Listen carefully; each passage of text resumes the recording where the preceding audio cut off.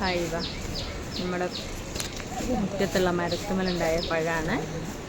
നല്ല അടിപൊളി ടേസ്റ്റ് ആയിട്ട് അത് കഴിക്കാനില്ല. പഴുത്ത് നിൽക്കുന്നതിന് നമുക്കത് കട്ട് ചെയ്തെടുക്കാം. ഓക്കെ, നമുക്കിത് ജ്യൂസ് അടിക്കാം. ഈ പഴത്തിൻ്റെ പേരറിയുന്നതിലൊന്ന് കമൻറ്റ് ചെയ്യണേ. ഇതെന്താ പഴം വേറെ ഉണ്ട് അതുമേൽ ഇതേപോലെ ഉണ്ടാവും. ഇങ്ങനെ പഴുത്ത് വരുന്ന സമയത്ത് ഇതേപോലെ ഒന്ന് പൊട്ടി വരും. നമുക്കിത് രണ്ടെണ്ണം എടുത്തിട്ട് വൃത്തിയായി കഴുകി തൊലിയൊക്കെ കളഞ്ഞിട്ട് മിക്സിയുടെ ജാറിലിട്ട് കൊടുക്കാം.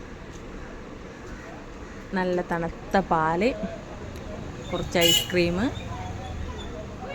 കുറച്ച് പഞ്ചസാര ഇട്ട് കൊടുത്തിട്ട് നല്ലതുപോലെ ഒന്ന് ജ്യൂസാക്കി എടുത്തിട്ട് വരാം.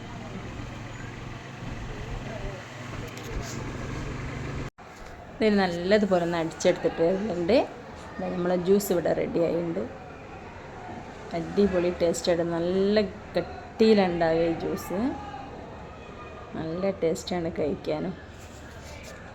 നമ്മളെ ജ്യൂസ് ഇവിടെ റെഡി ആയിട്ടുണ്ട്. എല്ലാവരും ഈ പഴം കിട്ടിയാലൊന്ന് ഉണ്ടാക്കി നോക്കാം.